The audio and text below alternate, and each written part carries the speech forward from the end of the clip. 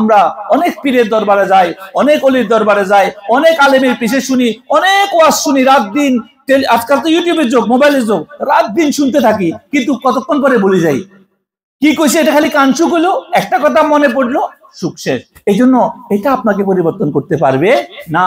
আপনাকে কয়েকটা জিনিস করতে হবে। যদি কামেল ভাবে আল্লাহ জিকির আছে, আপনার কলবকে চিন্তা করতে হবে, এই কলবে জিকির জারি করতে হবে।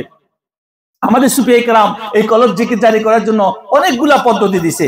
এর মধ্যে কোনো কামেলে মোকাম্মেল বুজুর্গের দরবারে গেলে উনি আপনাকে কিছু কন্ডিশন দিবে আর আপনার দিকে তাওয়াজ্জু দিবে, আপনি সেভাবে কাজ করবেন, আস্তে আস্তে আস্তে আস্তে কলব চিন্তা হয়ে যায়। শাহ ওলিউল্লাহ মুহাদ্দিস দেহলভী রহমতুল্লাহ আলাইহি ভারতবর্ষের অনেক বড় ওলি, আল্লাহর ওলি। তিনি ভারতবর্ষের সমস্ত গ্রুপ যারা আজকে আমাদের এইসব পীর ফকির মানে না, তারাও ওনাকে মানে। শাহ ওলিউল্লাহ মুহাদ্দিস দেহলভী রহমতুল্লাহ আলাইহি। তো উনি বলছেন যে কেউ যদি প্রতি নামাজের পরে, একটা তরিকা আছে হাফসেদম সিস্টেম, ওখানে বসি, এখানে আল্লাহু আল্লাহু আল্লাহু আল্লাহু আল্লাহু যদি প্রতি নামাজের পরে 300 বার করে পড়ে, কিভাবে শ্বাস বন্ধ করি। হাফসেদম কাকে বলে? নিঃশ্বাসকে এরকম নাভি থেকে টানি, দেখ বুঝেন আপনারা, নিঃশ্বাসকে নাভি থেকে টানি, এই জায়গা আটকাইতে হয়, এরপরে জিহ্বাটাকে উপর দিকে লাগাই দিতে হয়, জিহ্বা লাগাই দিয়ে চুপ করি আল্লাহু, আল্লাহকে এখান থেকে টানি, ডান দিকে আনতে হয় আল্লাহু আল্লাহু আল্লাহু। এভাবে এক নিঃশ্বাসে যতবার পারা যায়, 20 বার, 21 বার, 100 বার, 200 বার, 300 বার। আমরা বুজুর্গদেরকে দেখছি, আমরা নিজেও দেখছি, 1000 বারও করতে পারে এক নিঃশ্বাস। আল্লাহ তাদেরকে সেই শক্তি প্র্যাকটিস করতে করতে আপনিও করে দেখতে পারবেন। তো কয়দিন পরে দেখবেন আপনার এটা এই বাম সাইডটা আস্তে আস্তে কি হইতে থাকবে, মুভমেন্ট। এটা মানে এটা নয় যে এটা আস্তে আস্তে মুভমেন্ট করবে, এটা কি করবে, কম্পমান হবে। আপনি যখন জিকির শুরু করবেন না, খেয়াল করবেন, শ্বাসটা বন্ধ করবেন, তখন সে নিজে নিজেই করবে। কিন্তু বুজুর্গানের বলছে, আপনি যদি স্বপ্নযোগে হোক, কষ্ট করি হোক, কোন কামেল মোকাম্মেলের প্রথমে আল্লাহর কাছে সাহায্য চান। এটা কিভাবে? পীর ধরার রাস্তা কি? পীর ধরার রাস্তা বুজুর্গানের শিক্ষা দিছে। বলতেছে তুমি কিছুদিন, কমাস কম 40 দিনের একটা সিল্লা করো। সিল্লা কি? আপনি কোনো জায়গায় চলে যেতে এরকম না। সিল্লা মানে নিয়ত করো যে প্রতিদিন আমি 2 থেকে 3 ঘন্টা তাহাজ্জুদের সময় আমি উঠবো। কখন? তাহাজ্জুদের সময় উঠবো। আর 5 ওয়াক্ত নামাজ বা জামাতের সহিত পড়ার চেষ্টা করো, যেখানে পড়ো বা জামাতের সহিত কি করো, নামাজ পড়ার চেষ্টা করো। এরপরে তুমি ওই দিনগুলোতে কমাস কম কারোর সাথে প্রতারণা করিও না, মিথ্যা কথা বলিও না, কোন রকমের যত বন্ধু বান্ধব এড়াইয়া কম কথা বলে থাকার চেষ্টা করবা। তারপরে ওই দিনগুলোতে কমাস কম হারাম লোকমা মুখে দিবা না, হারাম কামাই করি মুখে লোকমা দিবা না, কষ্ট করি পরিশ্রম করি হালাল কামাই খাওয়ার চেষ্টা করবা। এরপরে কি করো? 5 ওয়াক্ত নামাজ, সুন্নত, ওয়াজিব সবকিছু পড়ো, অধিক হারে কোরআন তেলাওয়াত করো। এরপরে রাত্রে তুমি যখন রাত হয় তখন তুমি এশার নামাজের পরে মিনিমাম 300 থেকে 500 বার দুরূদ শরীফ পড়ো, রাসূলুল্লাহ সাল্লাল্লাহু আলাইহি সাল্লামের মদিনা শরীফকে খেয়াল করি। এরপরে একটু কিছুক্ষণ সুজা আবার উঠো, উঠি 2 রাকাত করে 4, 6, 8 রাকাত তাহাজ্জুদের নামাজ শেষ করো।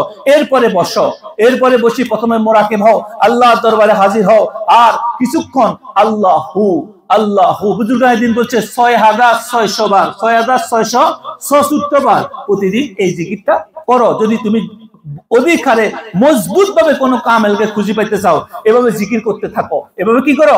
জিকির করতে থাকো। কিছুদিন জিকির করার জিকির শেষ হবে, এরপরে তুমি নামাজ পড়ো, ফজর নামাজ পড়ো। যখনই তুমি শুইতে যাও তখন কি করো? 2 রাকাত নামাজ পড়ো, 2 রাকাত নামাজ পড়ো। প্রথম রাকাতে আলহামদু পড়ো, এরপরে সূরা আলাম নাশরাহ লাকা সাদরাক এটা পড়ো, দ্বিতীয় রাকাতে আলহামদু পড়ো, কুল ইয়া আইয়ুহাল কাফিরুন পড়ো।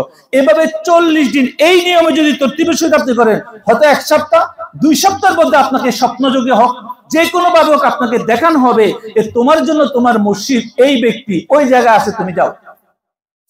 এভাবে আপনাকে সিলেক্ট করে দেওয়া হবে। আপনি খুঁজতে হবে না আজকে পৃথিবীতে কেউ বন্ধ কর, কেউ ভালো কর, আপনাকে আল্লাহ রাব্বুল আলামিনের পক্ষ থেকে আপনার সামনে হাজির করে দেয়। যখন আল্লাহর পক্ষ থেকে আপনার কাছে মেসেজ আসবে তখন তো আপনার আর কোনো টেনশন ভয় নাই।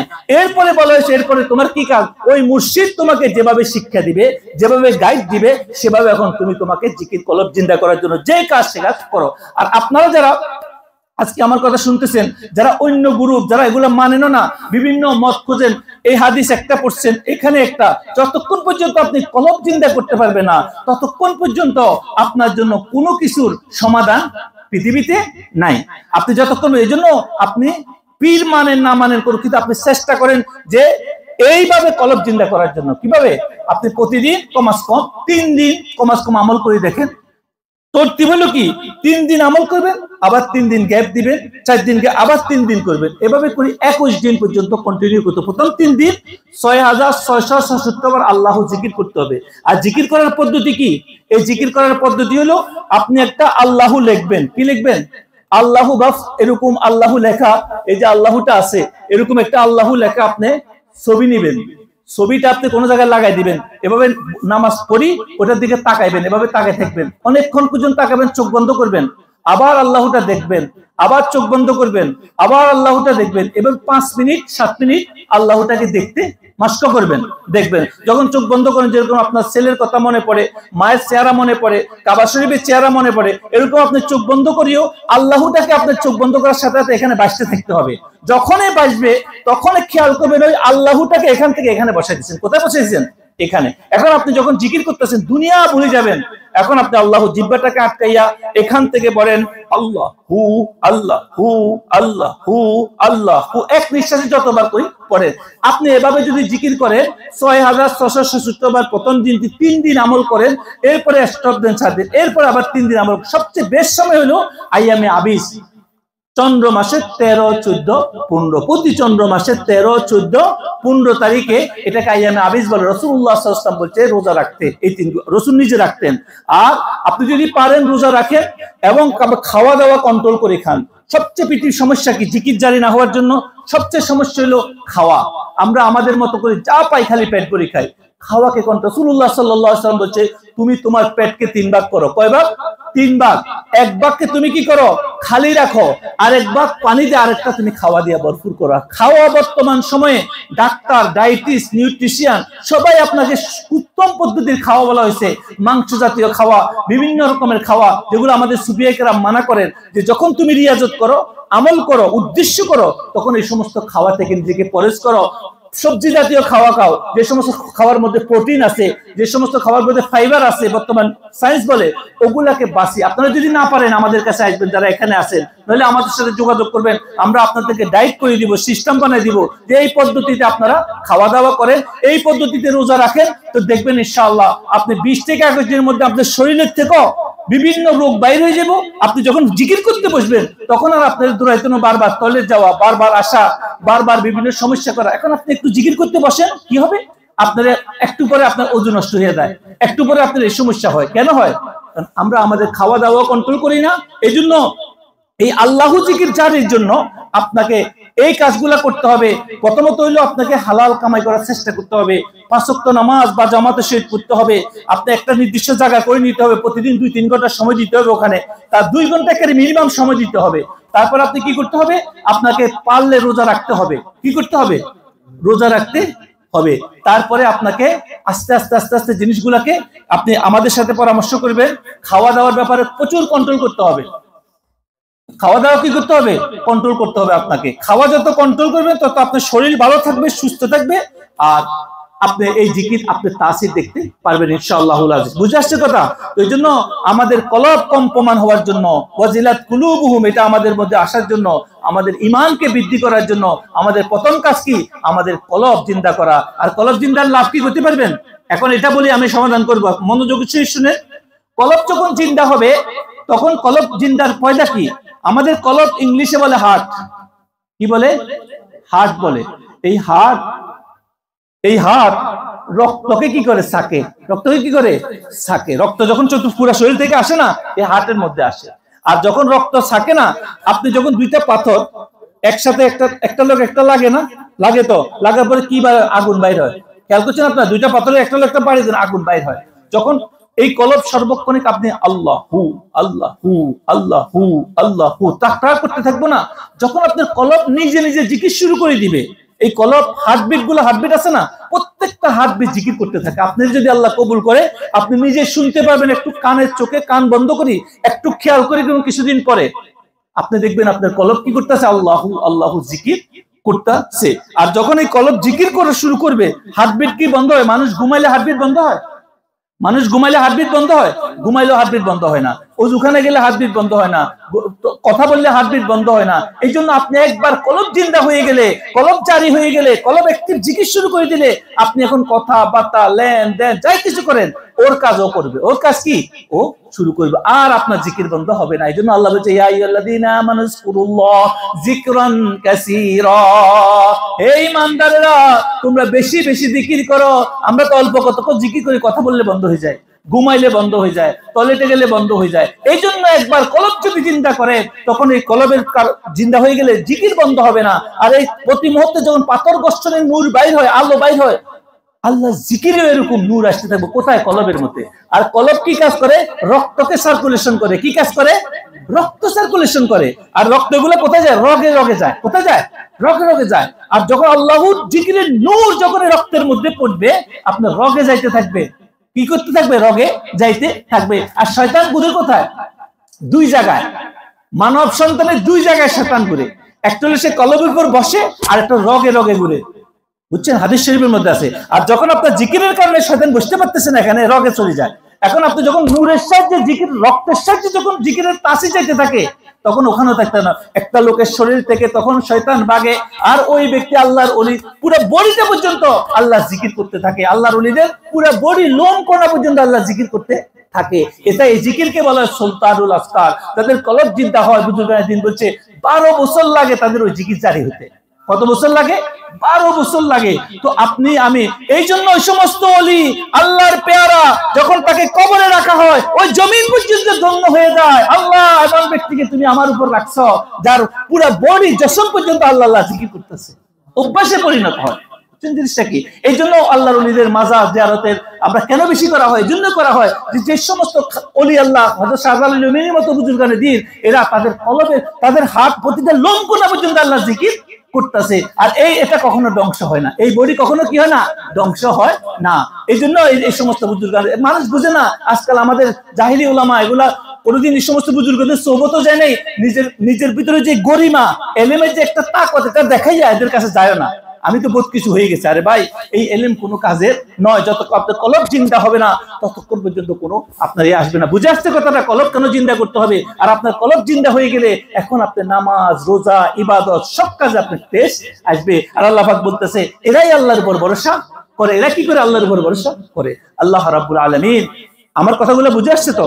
জিকির আমাদেরকে কলব জিন্দা করতে হবে। পীরের কাছে যাওয়ার উদ্দেশ্য কি? জিকির জিন্দা, কলব জিন্দা করা। যদি আপনি পীর খুঁজি পাইছেন, 30, 40, 50 বছর পীরের দরবারে পড়ে আছেন, এখন আপনি কলবও বুঝেন না, জিকিরও বুঝেন না, তার মানে আপনার পীরের তো অবশ্যই সহি থাকতে পারে, কিন্তু আপনার কোনো জায়গায় কমি আছে। পীরের তালিম আপনি সেইভাবে নিচ্ছেন না।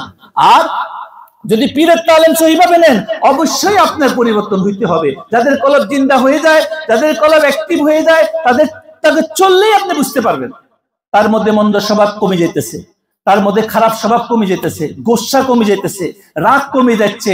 সে অল্পতে হতাশ হয়ে যায় না। সে যত কষ্টই আসুক না কেন, সে রবের উপর নির্ভরশীল হতে পারে। এটা হলো খালি আল্লাহ আল্লাহ জিকির আওয়াজ শুনতে পাবেন, কোনো কথা নাই। এমন এমন লোক আছে যাদের কলব চিন্তা হয়েছে, কিন্তু আপনি হে শুনতে পায় না, কিন্তু হের জীবন পরিবর্তন হয়ে যায়। সে আগের আগে ছিল, রাগ কমে গেছে। সে এখন যত বড় বিপদ আসুক না কেন, সে এখন হতাশ হয় না, আল্লাহর উপর ভরসা করে। সে তার এখন আল্লাহর ইবাদতের কথা শুনতে তার ভিতর থেকে পানি আসে, তার অন্তর, তার আখিরাতের ভয় চলে আসে। সে দুনিয়াবি যত সম্পদ কিছু করুক না কেন, এগুলার প্রতি তার আর লোভ থাকে না, আস্তে আস্তে কমতে থাকে। এটা একটা জিকিরের লক্ষণ। এই জন্য আপনারা অনেক কথা ভাবতে পারেন যে আমি তো করি, কই তো আসে না কেন। আপনি করেন, আমাদের লগে আসেন, বসেন। যদি আমাদের কাছে যে কোনো আল্লাহওয়ালা, যে কোনো কামেল মোকামেল বুজুর্গের দরবারে যান, আমরা তো আপনাদেরকে জাস্ট মেসেজ দিচ্ছি বুজুর্গের পক্ষ থেকে, কিন্তু আপনি খুঁজে নিতে হবে। কমাস কম একজন আল্লাহর ওলি খোঁজার চেষ্টা করেন, যে ওলি আপনাকে যেখানে পান আপনি নিজে খুঁজতে হবে। আপনাকে যতক্ষণ পর্যন্ত খুঁজবেন না, কারণ দুনিয়ায় ভালো খাওয়ার জন্য, ভালো থাকার জন্য আমরা দেখেন কোথায় বাংলাদেশ থেকে, পাকিস্তান থেকে, ইন্ডিয়া থেকে কষ্ট করি, আফ্রিকা থেকে এখানে চলে আসছি, কি যে কষ্ট। আর আমরা আল্লাহকে পাওয়ার জন্য আমরা কয়টা দিন সময় দিচ্ছি? ঘরে বসি 2 ঘন্টা করে সময় দেন, একটু কষ্ট করেন, দেখবেন আল্লাহ পাক যখন আপনি কোনো ওলির সন্ধান পাবেন, কোনো গাইড পাবেন, আপনি দেখবেন আপনার জীবনের পরিবর্তন হয়ে গেছে। একজন আল্লাহর ওলির সন্ধান পাওয়ার সাথে সাথে আপনি আল্লাহ পাক নিজে কোরআনের মধ্যে বলতেছে ওয়াবতাগু ইলাইহিল ওয়াসিলা, ঈমান আনার পরে বলছে ইয়া আইয়ুহাল্লাযীনা আমানুত্তাকুল্লাহ ওয়াবতাগু ইলাইহিল ওয়াসিলা ওয়াজাহিদু ফি সাবিল। এখানে বলছে ওসিলা তালাশ করার জন্য, কেন? তোমার ভিতরকে জাগাই দেওয়ার জন্য, তোমার কলবকে জিন্দা করে দেওয়ার জন্য, তোমাকে আল্লাহ পর্যন্ত পৌঁছায় দেওয়ার জন্য। যখন তুমি কলব জিন্দা হয়ে যাবে, তখন তোমার পৃথিবীর কোনো ভয় চলে যাবে, আল্লাহর ভয় তোমার মধ্যে কম্পমান হবে। তুমি পৃথিবীর এমন কোনো কাজ করবে না যদি ভুলে শয়তান তোমাকে নিয়েও যায়, আর সেখানে যখন আল্লাহর কালাম পড়া হবে, ভয়ে তুমি সেখান থেকে ভাগবা। আজকে আমরা গুনাহ করি, আমাদের ভয় লাগে না। আজকে আমরা মিথ্যা কথা বলি, আমাদের ভয় লাগে না। আজকে আমরা আরেকজনের ক্ষতি করতে চিন্তা করি, আমাদের ভয় লাগে না। তারা যদি সেখানে বলা হয়, আমাদের এক বুজুর্গ বলছে যে এমন অবস্থা হয়ে গেছে, সে গুনাহ করতে গেলে সেখানে যদি জাহান্নামের ভয় দেখানো হয়, আল্লাহর কথা বলা হয়, মৃত্যুর কথা, সে তারও পরোয়া করে না। এমন ভাবে হয়ে গেছে এখন। কেন? তার ভিতরে কলব জিন্দা। অথচ লোকটা নামাজ পড়িয়ে আসে, লোকটা ইবাদত করিয়ে আসে, হজ করিয়ে আসে, ঘুষ দিতেছে, ঘুষ না দিলে অফিস থেকে বাইর করে দিচ্ছে, হজ করিয়ে আসে, খারাপ কাজ করতেছে, জেনা করতেছে, বদ খেতেছে, যত রকম ইসলাম বিরোধী কাজ সেটা করতেছে। কেন? অসা আল্লাহর ঘর ঘুরিয়েছে, এখানে যে তোবা করছে, আল্লাহ আর করুন না, আবার এখানে আসি শুরু করি। কেন করে? কারণ তার ভিতরে তো আসল জন বসে আছে। কে? ওই যে একটু আগে বললাম না, যে এখানে বসে বসে আপনারে কয় চুরি কর, ডাকাতি কর, যা মক্কা থেকে একটা সফর করিয়া, অসুবিধা নেই, তোর সবাই ভালো মাছ বলে, আরো ব্যবসা তোর বাড়াই দেবো। যখন বেচারা মক্কা শরীফ থেকে ঘুরিয়ে আসে, মসজিদের প্রথম কাতারে যায়, ইমাম সাহেব তাল্লাহ প্রতি মুহূর্তে দোয়া করে, এখন তো আশেপাশে আরো মানুষ তার লগে যায়, আরো ব্যবসা শুরু করে, তারা টাকা দিয়ে আরো বড় করে পালায়।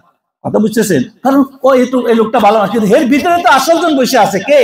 শয়তান, খান্নাস। আর খান্নাসের ব্যাপারে আমরা ওই দিন আলোচনা করছি, বলছে এত মারাত্মক নফসে আম্মারা যে কুফরি থেকেও মারাত্মক। সে কাফেরের কুফরি থেকেও, শয়তান ইবলিস শয়তানের ধোঁকা থেকেও সে মারাত্মক। সে আমাদের ভিতরে বসে আছে। এই জন্য এটাকে দমন করার জন্য কলব চিন্তা করতে হবে। কি করতে হবে? নফসে আম্মারা দুয়েবিন কখন কখন যাবে? নফসে আম্মারা যখন আপনার কলব জিন্দা হবে। আর কলব যদি জিন্দা হয়ে যায়, নফসে আম্মারা থাকতে পারে না, নফসে মুতমাইন্না হয়ে যায়। আর যাদের নফসে মুতমাইন্না যায়, তাদের আর কি কোনো ভয় নাই। আপনি যতক্ষণ পর্যন্ত কলব জিন্দা করতে পারবেন না, আপনি নামাজ, রোজা, হজ, যাকাত যাই কিছু করতেছেন না কেন, সেটা শান্তি, সেটা বরকত। আপনি অথচ আল্লাহ বলতেছে এটা বরকত, রাসূল বলছে নামাজ আমার শান্তি, আল্লাহ বলতেছে নামাজ সবকিছুর জন্য বরকতপূর্ণ। অথচ আমরা নামাজ পড়ার পরে হচ্ছে না, আমরা জিকির কোরআন তেলাওয়াত করছে, সূরা বাকারা পড়া, ঘরের মধ্যে জিনাই হইতো না, শয়তান জাদু হইতো, কিছু হইতো না, আমরা সারাদিন লাগে রাখি না কেন, আমগো করে আরো বেশি আসতেছে। আপনি দেখেন কত সমস্যা। কেন? আমরা এটার প্রতি কোনো বরকতপূর্ণ কোনো ইয়া রাখি না। আল্লাহ রাব্বুল আলামিন আমাদেরকে ইয়া করার জন্য তৌফিক দান করুক। আজকে যে আয়াতের উপর আলোচনা হয়েছে মুক্তাসার ভাবে, আমরা ইনশাআল্লাহ এটা আমি আরেকবার উদ্ধৃতি বলে দিই। এরপর